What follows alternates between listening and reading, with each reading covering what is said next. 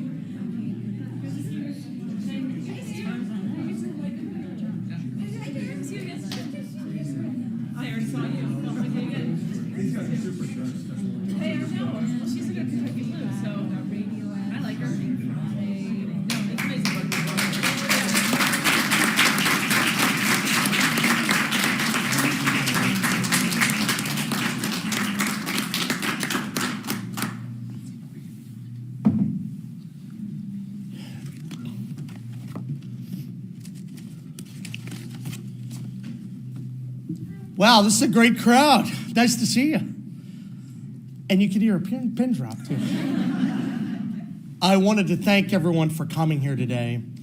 Today is a great day, and we're making a major announcement.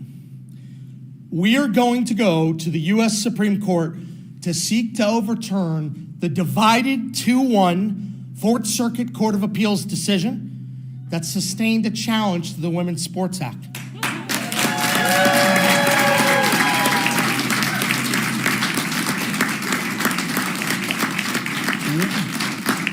We will be filing, over the next month, and we want to make sure we're going to time our filing to maximize the chance that this case is going to be heard, and most importantly, that we will win.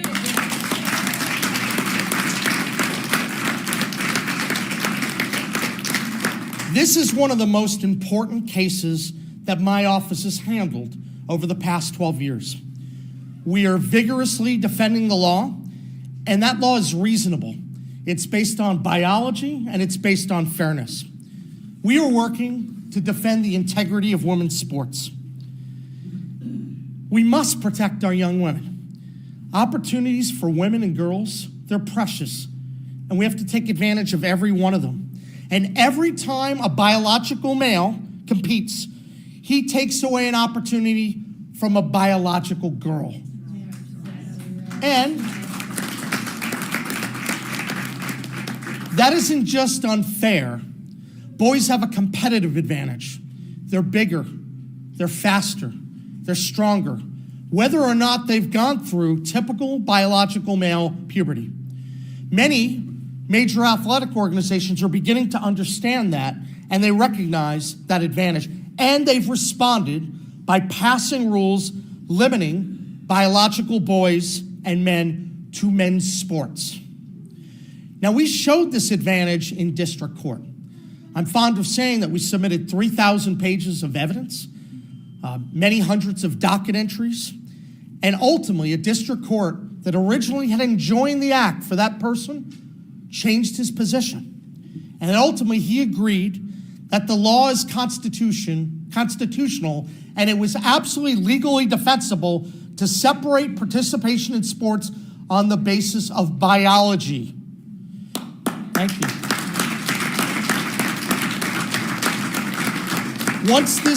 Once this judge saw the evidence, he rightfully changed his mind. The appeals court, on the other hand, they got this case badly wrong in that 2-1 decision. The West Virginia Save Women's Sports Act does not unlawfully discriminate. In fact, the law never uses the word transgender. The law simply recognizes basic scientific truth, requiring the separation of the sexes in sports. If participation in school sports will in the future be decided by gender identity, then separate boys and girls sports will become meaningless.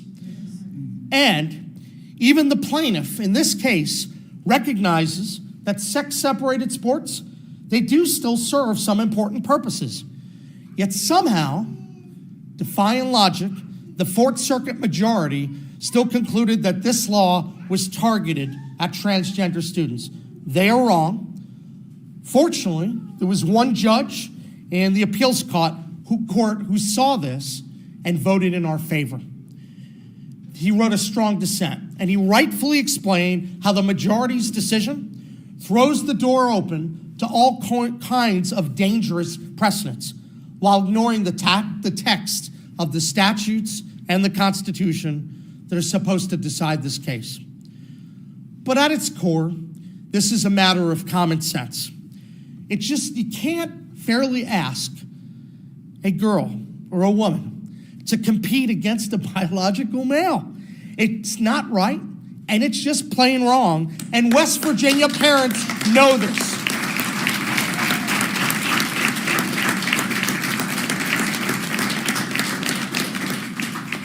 This is a significant case to bring to the Supreme Court, and it will potentially set precedent for the entire country.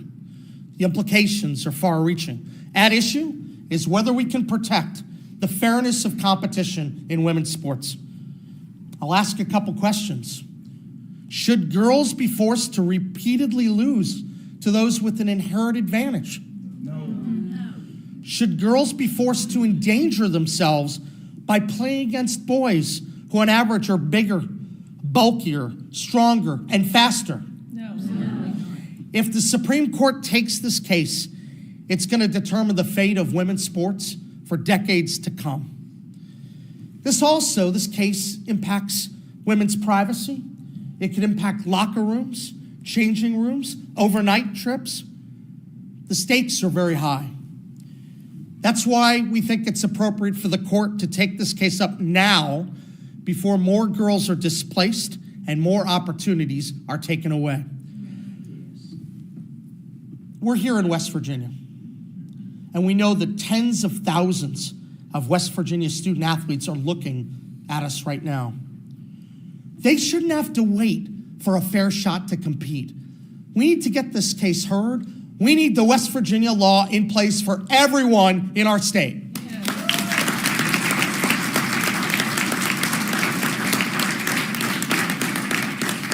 We believe we have a strong case, both on the merits and whether the Supreme Court should take it up right now.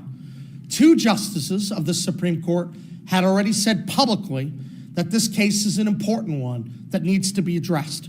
We're confident that now we're further along procedurally, as they had talked about, that the other justices will agree. And now that the Fourth Circuit has ruled definitively on certain issues, we think it is clearly the right time. Now we're acting swiftly because time is of the essence. We're seeing immediate harms to girls from the students' participation on a team that does not match the student's biological sex. And it isn't just affecting one person, it's affecting whole communities. I thought a lot of people saw what happened when they walked out of that athletic competition the other day. It's my hope that this is going to be an issue that's going to resonate not only here in West Virginia, but that kind of message is going to carry across our whole country. West Virginia is going to be the point, and we're going to make sure that we prevail in this case.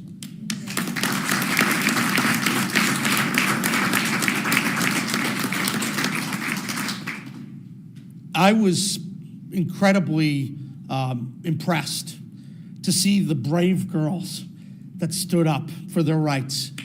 I mean, wow. And they're here. We know that they stood up because they refused to compete against a student with an unfair competitive advantage. Let me send a message to all the young women in West Virginia. We stand with you, and you have the full weight of the West Virginia Attorney General to protect you.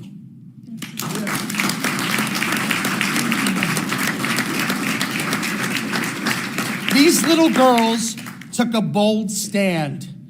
We need to applaud them and make sure that their courageousness stands the test of time.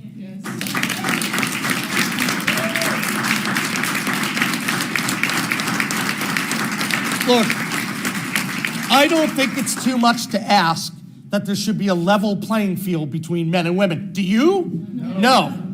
There is nothing equal about having males compete against girls and women. Gender identity is beside the point.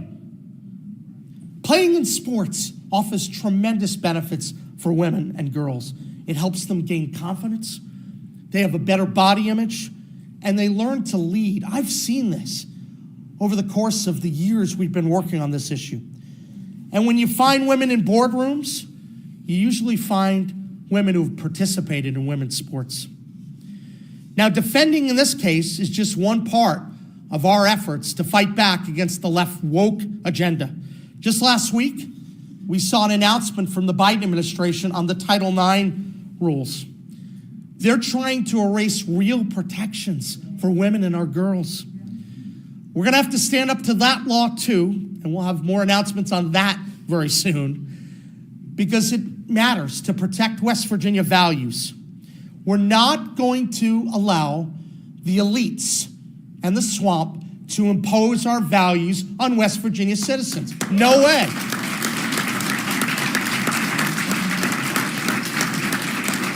Now, I'm pleased that we're joined in this effort by a number of incredibly brave people. First, I want to recognize one of the co-parties in our case, Lainey Armstead. She intervened in this case, along with the state, to fight for what's right. Lainey played soccer at West Virginia State University, and Lainey is represented by some tremendous lawyers at the Alliance Defending Freedom. Shout out to Lainey and ADF for all their good work.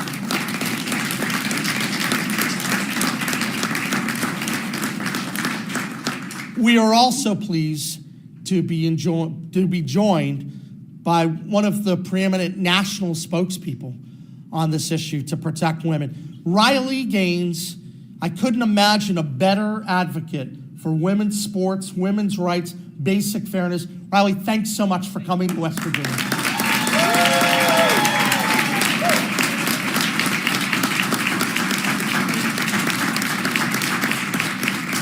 Riley is a national leader in the fight to protect women's spaces and to protect their privacy and to protect their fair ability to compete. And so I'm glad that she's here and she's going to talk about her experiences, and that's a great, powerful voice to our fight.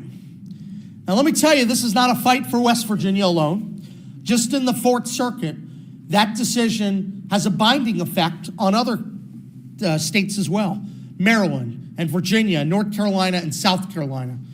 And obviously, this is going to be influential for cases across the country. 25 states have passed similar laws or regulations that prevent boys from slotting into girls' teams. If we allow this decision to stand, then those laws are in danger too. And truth be told, this case is much more than about sports. The Fourth Circuit decided that our law amounted to gender identity discrimination on its face. That's what they said, because it looked at biological sex. So think about the implications here. Other laws that look to biological sex, they could be in danger too. I mentioned this earlier, but I want you to think about this.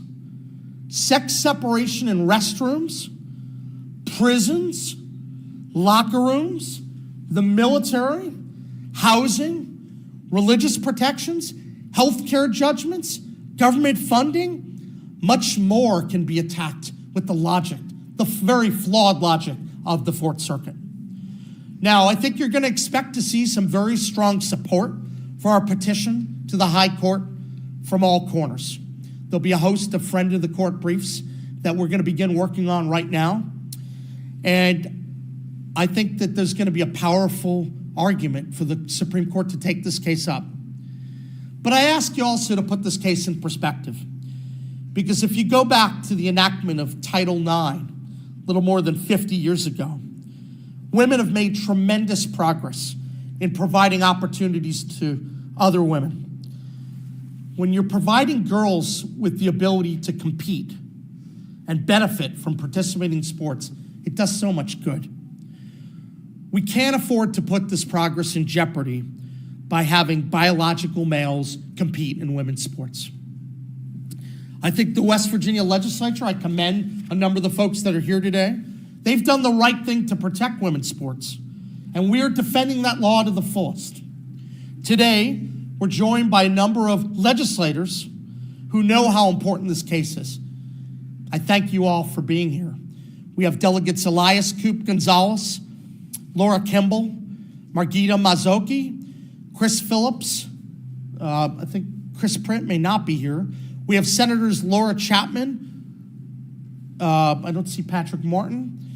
And then we have Senator Mike Stewart, and we have Auditor J.B. McCuskey. And if I missed anyone, I don't think I did. I did. Kathy Hess-Krause. So thank you all for joining us today. Cases like this require a lot of hard work and dedication. I thank my team for everything that you've done because I think we're well positioned to get up to the next level and have a big win for West Virginia. Indeed, defending state laws is one of the central responsibilities of a state attorney general. It's one I take very seriously, especially with such a common sense law. The West Virginia Save Women's Sports Law is dead right on the facts. It is lawful, and it is the right public policy.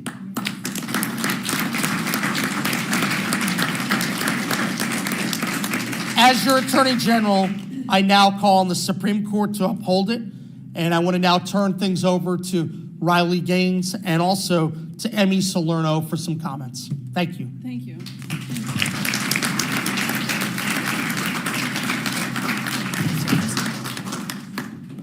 Well, thank you so much, Attorney General Morrisey.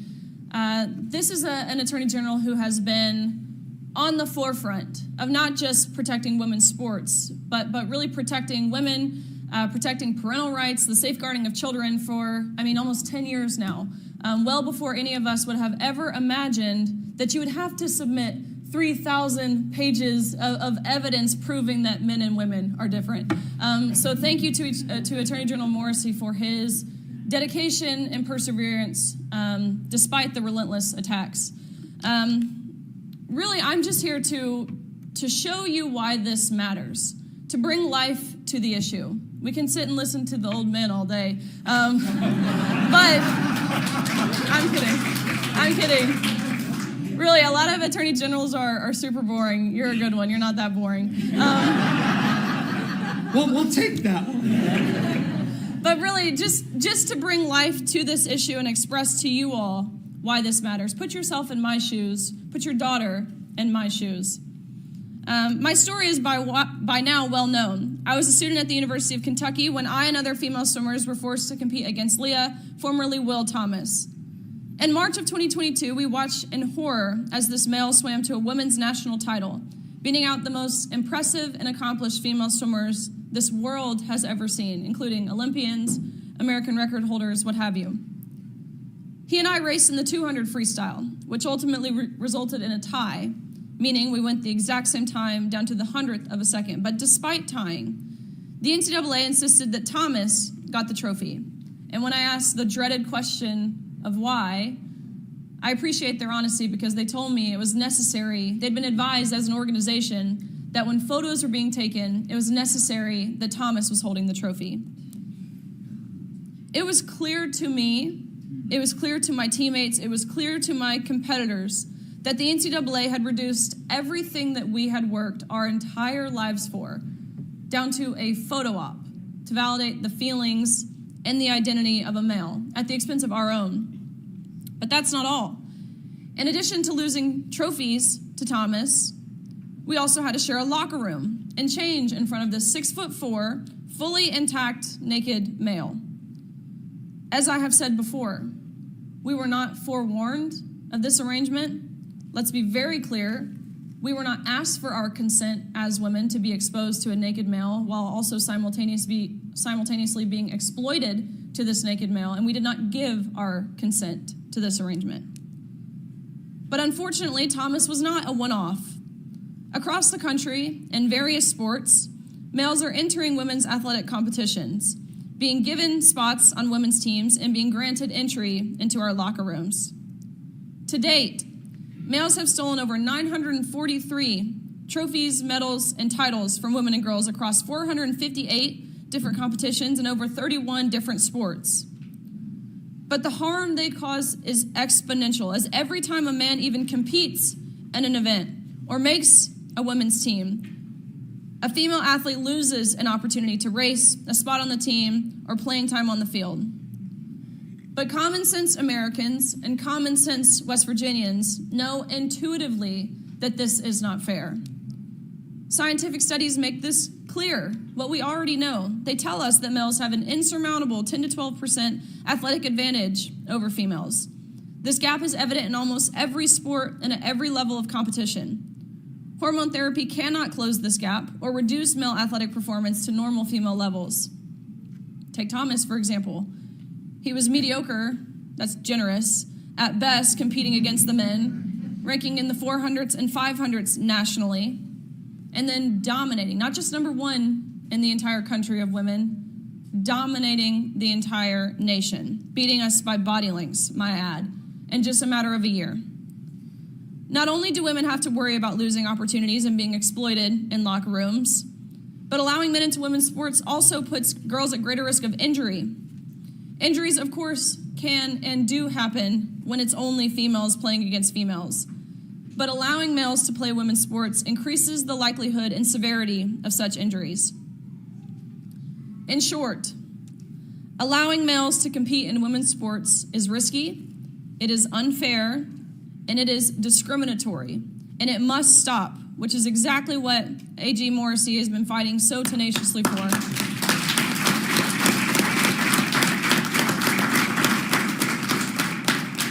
And we saw that here in this state. We've seen that transpiring in this state. But the whole world got to see this happening in this state just a few weeks ago, 2 weeks ago, when these brave young girls from Bridgeport stood up. They rolled up their sleeves as 13-year-old girls. And they said, enough is enough. Shame on you, honestly.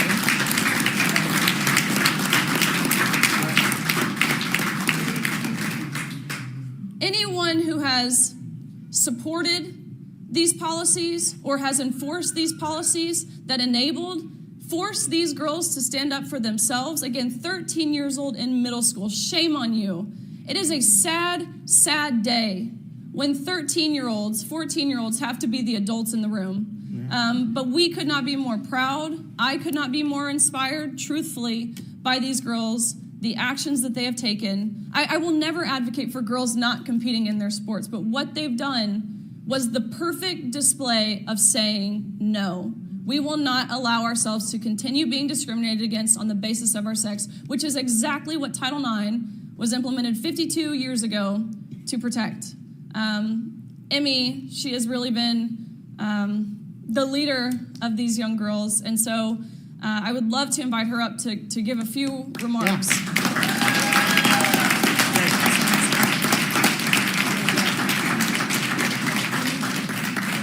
You're gonna be great. First off, we're from Shinston, so it's like fighting words. the girls and I want to say our thank yous first. Thank you to God for giving us the strength to do this. Thank you to Riley. She's been a huge inspiration and mentor through all of this. And thank you to Attorney General Morrisey for trying his best to save women's sports. About 2 years ago, the transgender movement started becoming more and more popular. I was never affected by this until last year. I started to think, this can't be right. All my teammates are working so hard to get beat by a boy. And don't get me wrong, we've had some great girls on our team that have beaten this boy. Now into this year, all of my teammates have seen how much he has improved since last year. This made me feel like I had to do something, not just for myself, but for girls everywhere. That's when I reached out to Riley. She almost immediately replied and asked, what can I do to help? Just the fact that she was on my side gave me enough courage to go and ask my friends if they wanted to help. Believe me, all of my friends would have loved to help me out, but they are such strong competitors and I don't blame them.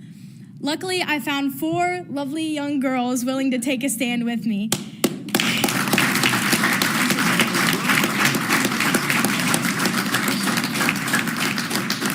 I think I can speak for all of them when we say that we had no clue that this was going to be as big as it got. But we hope that it opens eyes to many more to see that this is not right in a situation that is eventually going to kill women's sports forever. What I would love for the ACLU to have seen is what I saw after our last track meet. One of my best friends, Sadie, who works so hard on discus and stays after practice, she was walking up the hill and we could tell something was wrong. My dad went and hugged her and she said in tears, "He beat me, it's just not fair." It wasn't the losing that upset her because the girl that won first place is also one of our friends. What upset her was the fact that she lost second place to a boy. That's what the ACLU needs to see. In closing, my hope is that this case will get revisited, and I'm asking all women and all men that believe in women's sports to get on board and help us save women's sports. You did a great job.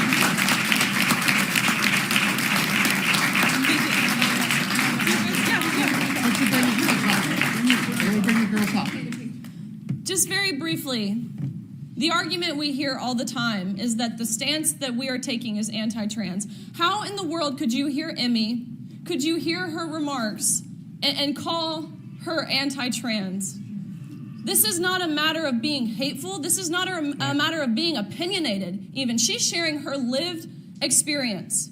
That's what she was sharing, the experience of all of these girls. And again, countless girls across the state of West Virginia and across the nation. This is a matter of being pro-fairness. This is a matter of being pro-reality, pro-common sense, pro-safety, pro-transparency. It is a matter of being pro-woman, and Emmy embodies that. All of these girls embody that perfectly. So thank you. Thank you.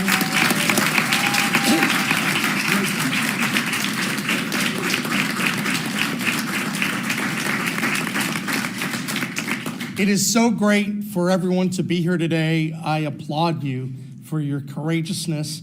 And once again, you will have our support along the way for the rest of time. Know that West Virginia stands by you. Absolutely. All right.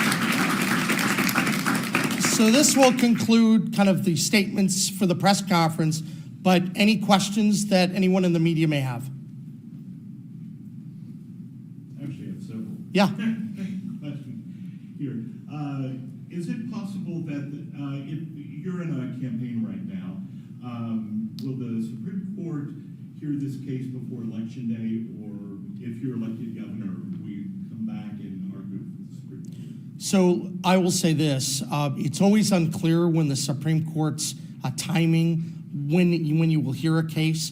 I know I could say that the case will not be heard before the May primary, Is it possible that it's heard toward the end of the year? It's always possible, but it also could be next year.